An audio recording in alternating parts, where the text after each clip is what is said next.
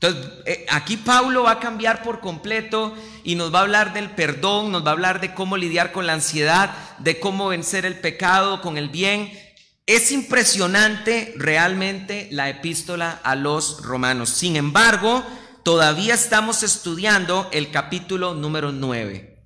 No obstante, antes de ir al capítulo número 9, les quiero pedir que por favor vayan al capítulo número 13 conmigo un momento, por favor, de Hechos de los Apóstoles. Hechos de los Apóstoles, capítulo número 13.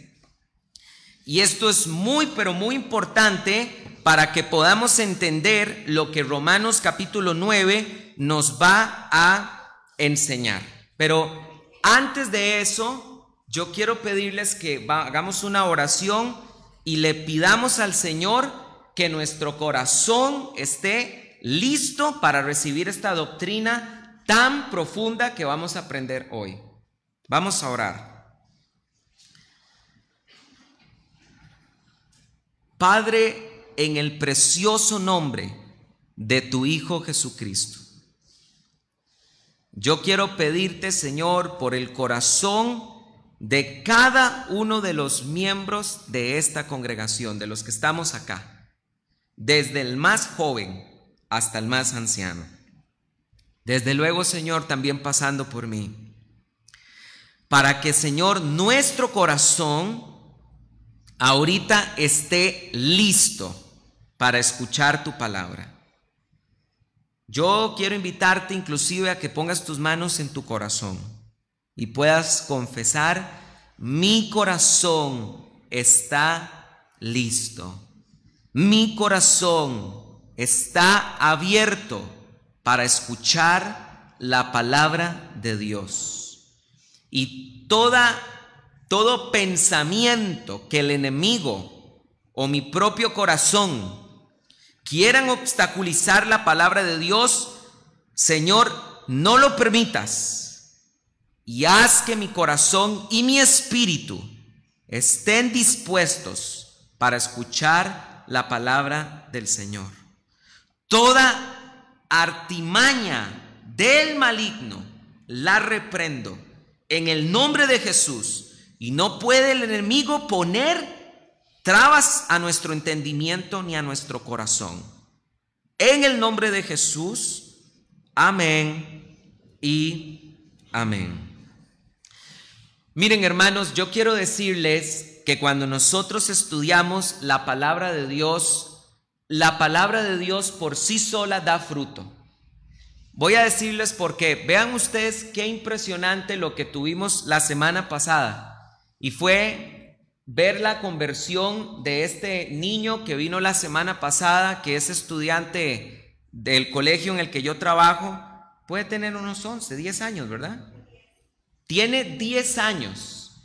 Y los que estuvieron la semana pasada pudieron ver el tema tan complejo y tan profundo que estuvimos estudiando, que era la doctrina de la predestinación. ¿Quién diría que con un tema tan complejo y tan profundo se pueda convertir un niño de la manera en que ese niño se convirtió y se quebrantó la semana pasada?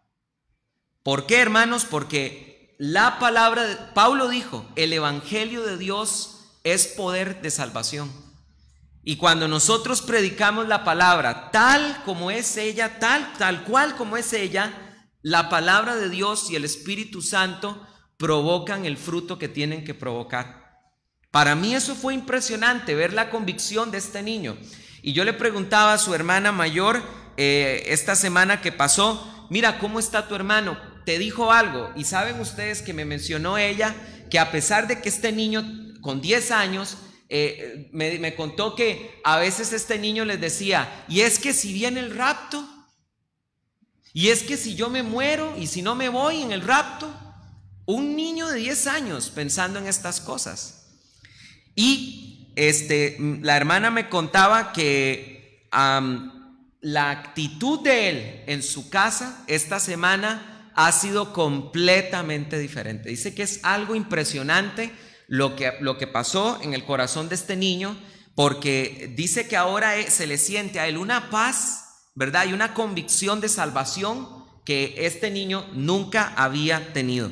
Entonces yo quiero decirles, hermanos, que es muy importante que nosotros comprendamos lo que estamos estudiando, no solo porque da fruto de salvación, sino porque este estudio de Romanos 9, 10 y 11 nos está permitiendo entender por qué está ocurriendo lo que está ocurriendo en Israel con Hamás, y también nos ha permitido entender cómo es que se han cumplido las promesas de Dios en Israel.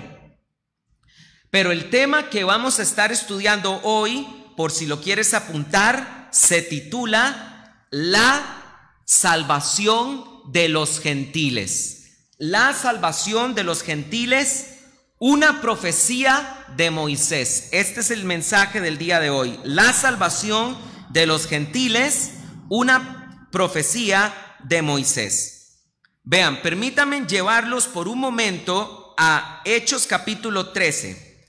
En Hechos capítulo 13, apúntalo, este capítulo es muy pero muy importante porque esta es la primera vez en la que la Biblia nos enseña un gran sermón, una gran predicación evangelística del apóstol Pablo. En este capítulo aparece Pablo por primera vez predicando el evangelio.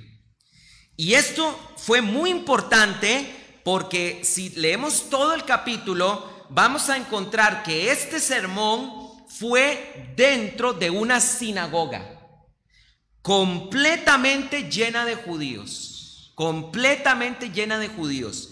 Vean lo que dice el versículo número 38. Hechos capítulo 13, versículo número 38.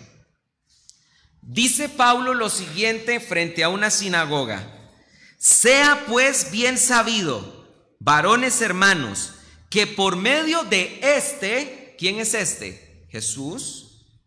Que por medio de os es anunciado la liberación de los pecados, de todas las cosas que no pudisteis ser justificados. ¿Por qué? Por la ley de Moisés. Óigame lo que Pablo está mencionando en la sinagoga.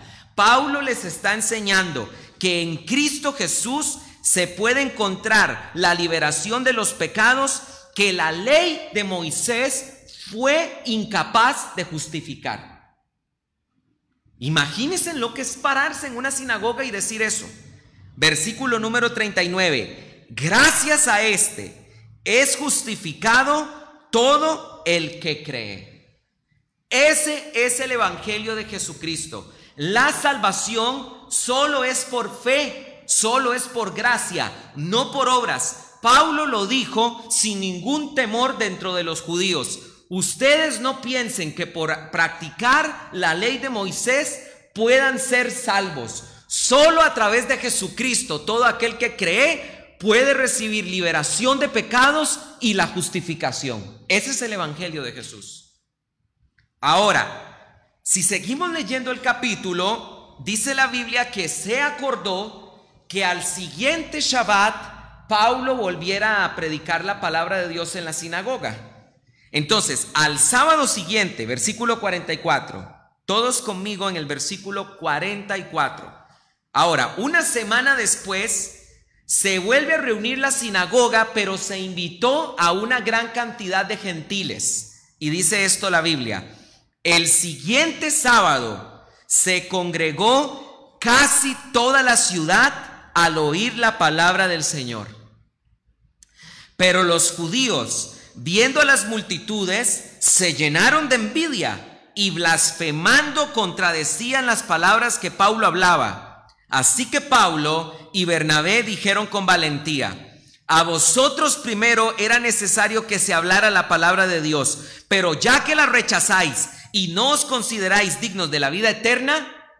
Me hago un detenimiento aquí. ¿Se dan cuenta que Pablo cree en el libre albedrío?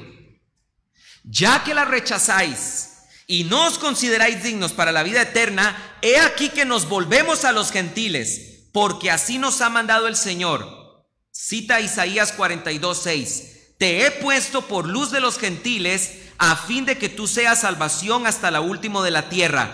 Y los gentiles, al oírlo, se regocijaban y glorificaban la palabra del Señor, y creyeron todos los que estaban destinados para vida eterna. Predestinación. ¿Lo vieron qué claro? Libre albedrío y predestinación al mismo tiempo. Vean ustedes qué impresionante es esto. Pónganme atención. No sé si ustedes están logrando entender la importancia de este capítulo, pero voy a tratar de explicárselos. Escúchenme bien. Es en este capítulo, a partir de este capítulo, donde se van a empezar a convertir de manera masiva los gentiles, los no judíos.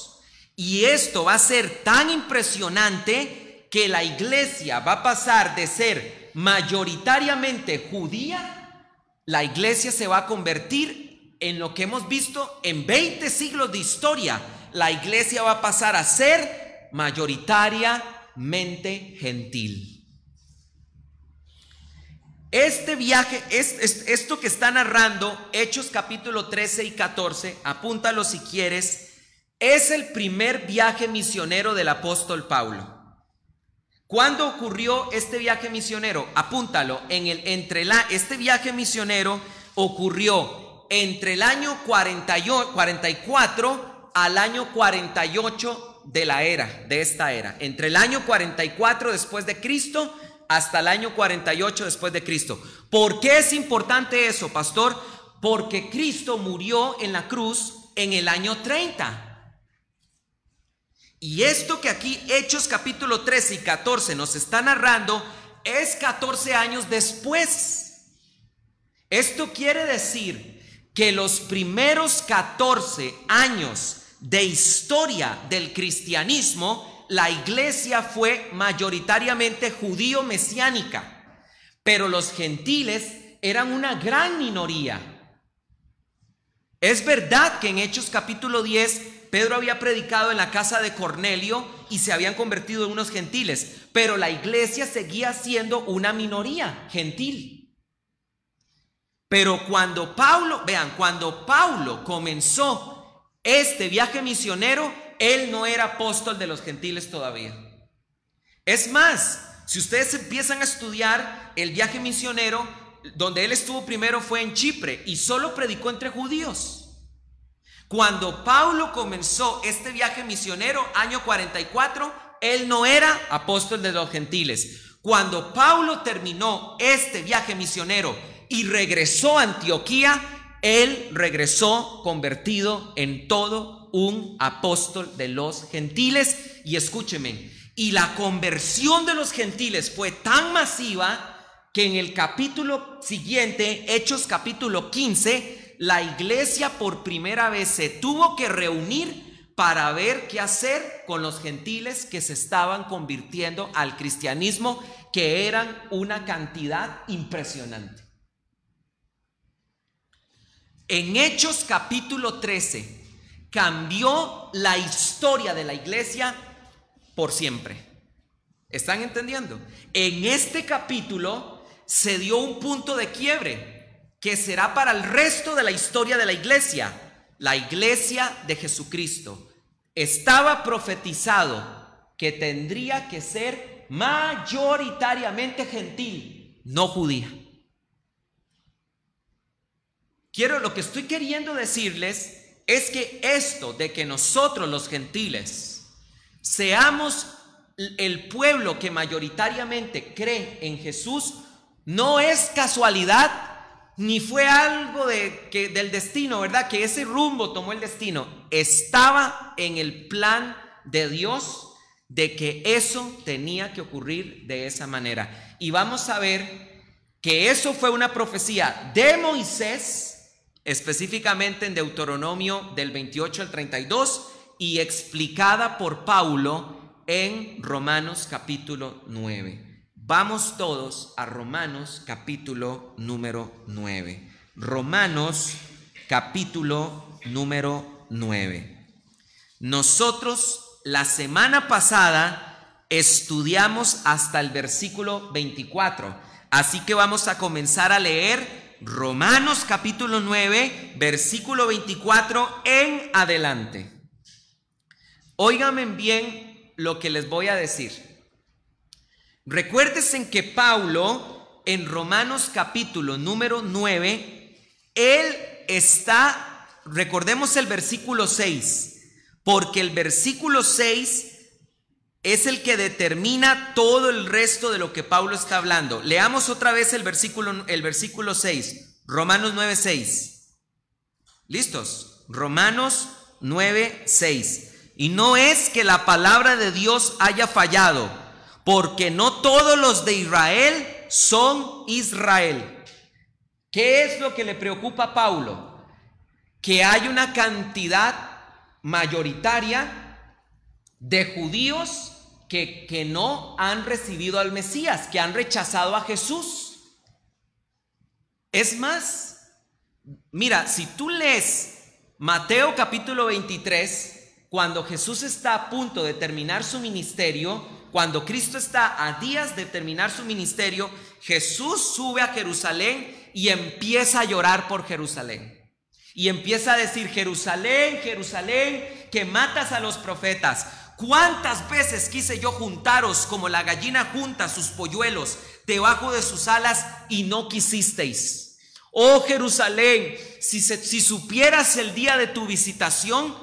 Y sigue añadiendo Mateo: y a pesar de todas las señales y de todos los milagros que Jesucristo hizo entre ellos, no creyeron. Entonces, ante esta realidad, Pablo se pregunta: parece que las promesas de Dios para Israel han fallado. Pero Pablo en este capítulo nos está contestando lo siguiente: no han fallado, porque el plan de Dios era de que fuera un pequeño remanente de Israel el que creyera, y era parte del plan de Dios que él iba a provocar a celos a Israel con un pueblo que no era pueblo. Este era el plan de Dios. Así que vean lo que dice Romanos 9:24. Vamos a leer Romanos 9:24 en adelante. Dice Pablo: a los cuales también llamó a nosotros, no solo de entre los judíos, sino también de entre los gentiles. Como también en Oseas dice: llamaré pueblo mío al que no era mi pueblo, y amada a la no amada. Y sucederá que en el lugar donde les fue dicho: vosotros no sois pueblo mío, allí serán llamados hijos del Dios viviente. También Isaías clama con respecto a Israel. Isaías 10:22: si el número de los hijos de Israel fuera como la arena del mar, el remanente, ¿será qué? Ok, si los hijos de Israel fueran como la arena del mar, solo un ¿qué? Remanente, solo un pequeño grupo, ¿será qué? Salvo. Versículo 29, y como predijo Isaías 1:9, si el Señor de los ejércitos no nos hubiera dejado simiente, habríamos llegado a ser como Sodoma y seríamos semejantes a Gomorra. ¿Están, queridos hermanos, entendiendo? Pablo aquí citó Oseas 2:23, Isaías 10:22, Isaías 1:9 para explicarnos que este fenómeno que estamos viendo de que los gentiles somos el pueblo mayoritario del cuerpo de Cristo era el perfecto plan de Dios. Si ustedes creen, si ustedes sienten a veces dudas y creen, tal vez piensen de esta manera: ¿será que se van a cumplir las profecías tal como están escritas? ¿Será que se cumplirán? Vean la historia de la iglesia. La historia de la iglesia es el cumplimiento del proyecto escatológico de Dios, porque lo que ha pasado con la iglesia de Cristo en estos 20 siglos era lo que Dios le había dicho a Moisés desde el inicio. Yo a ustedes, hablándole a Israel, los provocaré a celos con un pueblo que no es pueblo. nosotros los no judíos, nosotros los gentiles. Nosotros hoy estamos aquí escuchando la palabra de Dios y el evangelio ha llegado a tu vida, pero sabes que la Biblia enseña en Efesios que antes, en un tiempo, nosotros sin Cristo estábamos sin Dios en el mundo, estábamos sin esperanza, estábamos ajenos a las promesas, ajenos a los pactos de Dios. Éramos considerados extranjeros de la familia de Dios, éramos considerados extraños a la familia de Dios, pero hemos sido hechos cercanos por la sangre de Cristo. Y este era el propósito de Dios, este era el plan de Dios desde el inicio. Así que déjame decirte que ahorita hay un montón de gente gentil que aún no ha conocido del Señor.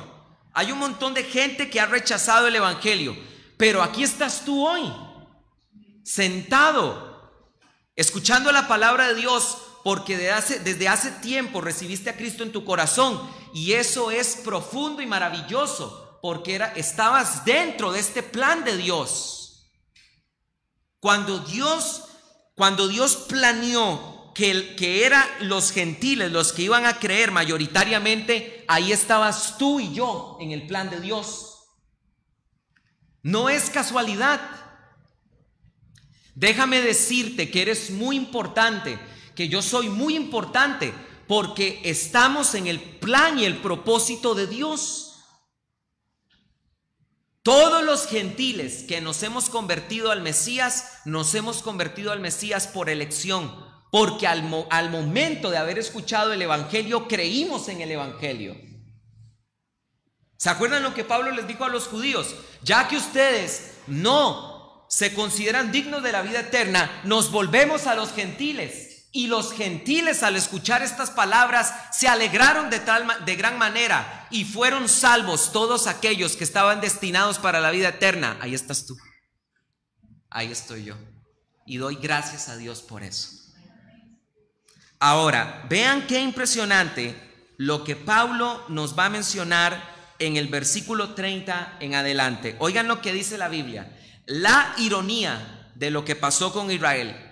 Romanos capítulo 9, versículo 30, dice así: ¿qué pues diremos? Es una pregunta. Y después de esta pregunta viene la respuesta. ¿Cuál es la respuesta? Que los gentiles que no perseguían la justicia alcanzaron la justicia que es por fe.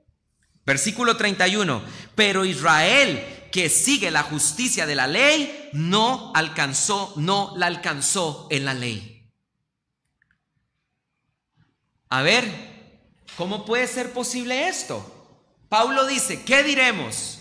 Los gentiles que no estaban persiguiendo la justicia, los gentiles que no estaban esperando al Mesías, los gentiles que no estaban preocupados por guardar la Torá, fueron los que alcanzaron la justicia. Y los judíos que sí estaban tratando de alcanzar la justicia, que sí tenían presente la Torá, que estaban esperando al Mesías, no lo alcanzaron. ¿Por qué? Contesta Pablo en el versículo 32. ¿Por qué? Porque no la seguían por fe, sino ¿por qué? Por obras. Hermanos queridos, el evangelio de Cristo tiene un punto medular que no se puede negociar. La salvación es por gracia, no por obras. La salvación es por fe, no por obras. Si ustedes quieren mejorar su relación con Dios, aprendan a crecer en fe con Dios. Si ustedes quieren crecer en su relación con Dios, aprendan a crecer en fe, en las promesas y en la palabra de Dios, y su relación con Dios va a crecer. Pero hay gente que quiere no es que esté en contra de las obras, no es que me estoy volviendo en contra de las obras, pero hay gente que cree, ¿verdad?, que las obras son lo que van a hacer mejorar su relación con Dios. Las obras son importantes, desde luego, pero lo que te acerca a Dios es la fe. Y detrás de una genuina fe, por supuesto que vendrán obras. Pero aprende a crecer en fe. Si dice la palabra de Dios que Jesucristo viene por segunda vez, aprende a crecer en fe en esa promesa y llénate de convicción de que Cristo vendrá algún día por segunda vez y tu relación con Dios va a mejorar. Esa palabra que está escrita: no te dejaré, nunca te desampararé, siempre estaré contigo. Aprende a crecer en fe en esas promesas de Dios, y aunque estés pasando por pruebas, no te vas a apartar del Señor. La escritura que dice: he aquí, yo estoy con vosotros todos los días hasta el fin del mundo. Yo estoy con vosotros todos los días del fin del mundo. No los dejaré solos. Aprende a creerle a Dios de todo corazón eso que Él dijo, y tu relación con Dios va a crecer. Versículo número 33. Tropezaron con la piedra de tropiezo, como está escrito. Aquí Pablo está citando Isaías 28:16. Isaías 28:16. He aquí pongo en Sión piedra de tropiezo y roca de caída. El que cree en él no será avergonzado. ¿Qué le pasó a Israel? Israel tropezó con la piedra de tropiezo. Ellos trataron de alcanzar la justicia, pero la trataron de alcanzar por sus propios méritos. Y no entendieron que para alcanzar la salvación hay que creer en Jesucristo. Por eso, hermanos, es que nosotros en esta iglesia, las iglesias de Río de Dios, Costa Rica y México, y el Ministerio de Teología Paulina se opone por completo a los movimientos judaizantes, porque los movimientos judaizantes lo que están poniendo en juego es el núcleo del Evangelio de Jesucristo, que es la salvación por gracia. Miren, yo he escuchado judaizantes decir que el Shabbat es necesario para la salvación, que circuncidarse es necesario para la salvación, que guardar las fiestas es necesario para salvación, que las leyes dietéticas de Levítico capítulo 11 son necesarias para salvación. Entonces, ¿para qué vino Cristo a morir en la cruz? Y son miles de personas que están abandonando las iglesias cristianas para meterse en una secta judaizante. La culpa la tenemos nosotros, los pastores y los maestros, por no predicar estas cosas. Miren, solo a una persona que no haya experimentado la gracia verdaderamente, solo una persona que no haya experimentado la gracia de manera real, se le podría ocurrir en su cabeza pretender que nuestras obras son las que nos justifican, por el amor de Dios. Pero una persona que ha experimentado la verdadera salvación, una persona que ha experimentado el verdadero perdón de Jesucristo, una persona que ha sido realmente lavada por la sangre de Cristo, sabe que jamás nuestras obras podrían aportar a nuestra salvación. La salvación es un regalo divino. ¿Cuántos de ustedes dirían amén? Yo lo tengo bien claro.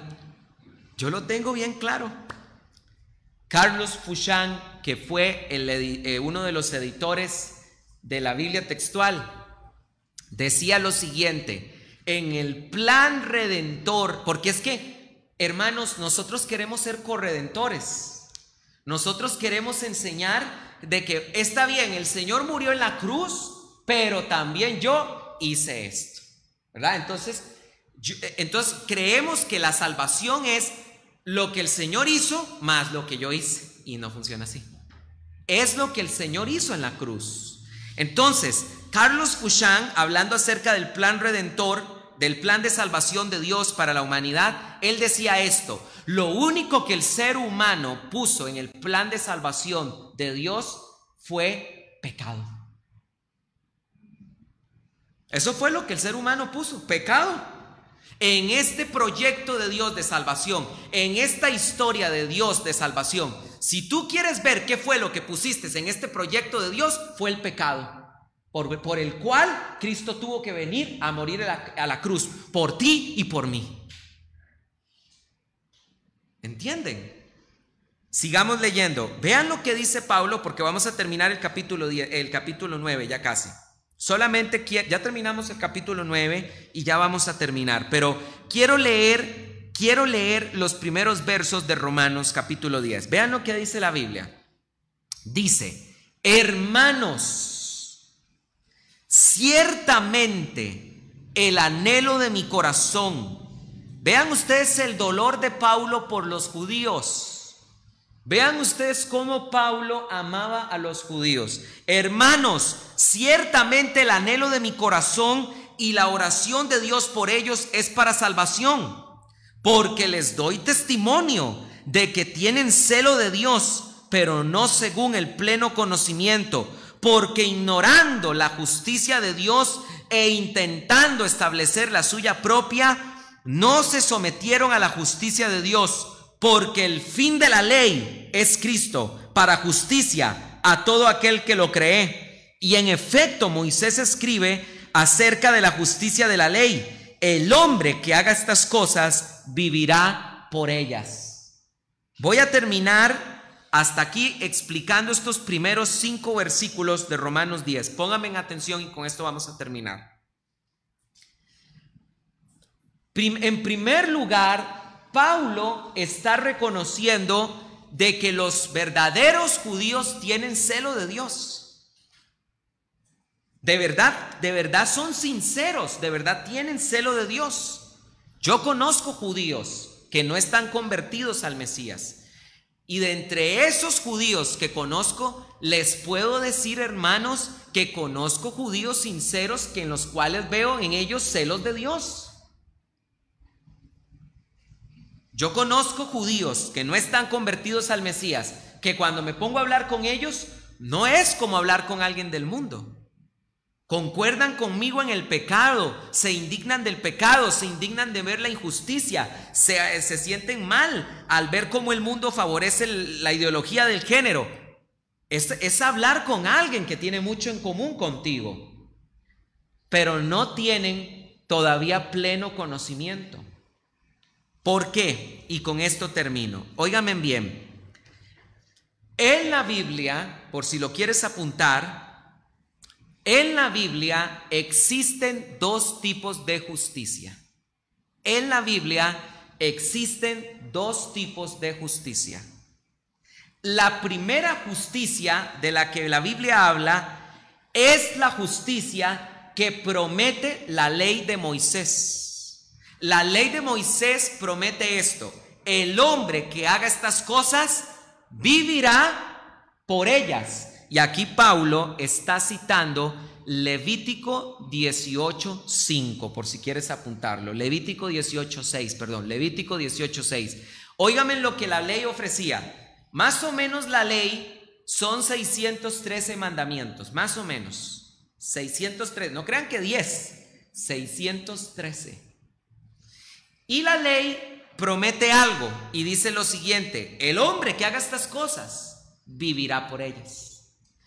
Pero la misma ley también dice estas cosas, también dice esto en Deuteronomio: maldito todo aquel que no persevere en todas las obras de esta ley. Entonces, ¿cuál es el problema? Que ciertamente la ley ofrece justicia para el que practique todas las obras que hay en ella, pero la misma ley maldice al que quebrante un solo de sus mandamientos. Entonces, ¿qué es lo que ocurre? Que el problema no lo tiene la ley, porque los mandamientos son buenos, son justos, la ley es espiritual, la ley es santa. El problema lo tenemos nosotros, que nos encontramos completamente incapaces de poder cumplir todos los mandamientos sin fallar con solo uno de ellos. ¿Están entendiendo? Entonces, lo que era para bendición terminó convirtiéndose en maldición para los seres humanos. Pero en la Biblia, la misma ley de Moisés también reconoce la otra justicia, que se llama en la Biblia la justicia de Dios, que es la justicia de la fe, que está en la misma ley. Porque escúchenme bien esto. En Génesis, cuando Abraham no tenía hijos, cuando Abraham ya era un anciano, Dios le había prometido que lo iba a hacer padre de muchedumbres, padre de muchas naciones. Y no tenía hijos. Y Dios le dice: Abraham, tu galardón es grande, tu premio es grande, yo estoy contigo. Y entonces le dice Abraham a Dios: Señor, ¿cómo voy a creerte yo si soy anciano ya y tú no me has dado prole? No me has dado un descendiente, no me has dado un hijo. Y he aquí que uno de los siervos de mi casa va a ser el heredero de todo esto. Y dice que Dios le contesta: no te heredará este, sino uno que saldrá de ti mismo. Estoy citando Génesis capítulo número 15. Y dice la Biblia que era de noche. Y dice la Biblia: y lo sacó Dios fuera de su tienda. Y le dijo: Abraham, mira los cielos y cuenta las estrellas, si es que eres capaz de contarlas, porque yo te digo que así como son las estrellas, así será tu descendencia. Y dice la Biblia: y le creyó Abraham a Elohim y le fue contado como justicia. La justicia de Dios es por la fe. ¿Lo entienden? Y eso fue lo que Israel no entendió, y por eso tropezó en la piedra de tropiezo. Lo que Israel no entendió es que el propósito de la ley era acercarlos a Cristo. Eso fue lo que no entendieron. ¿Me estoy dando a entender? Queridos hermanos, pónganme mucha atención para terminar con estas palabras.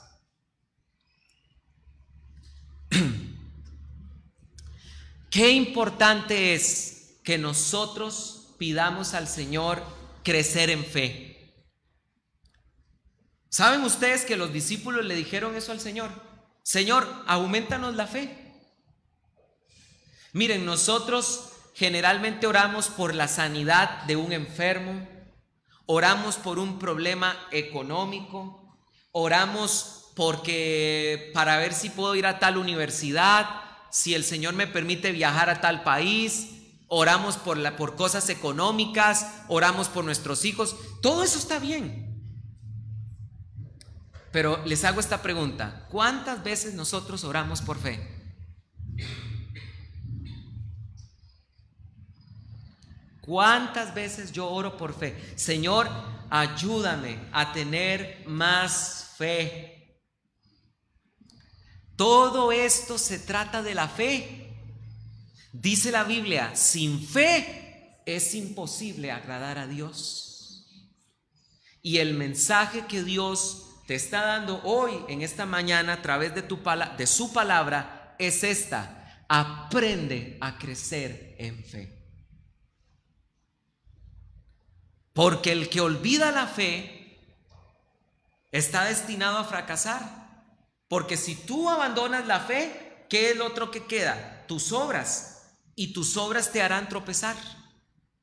Pero el que aprende a crecer en fe, aprende a crecer en una verdadera relación con Dios.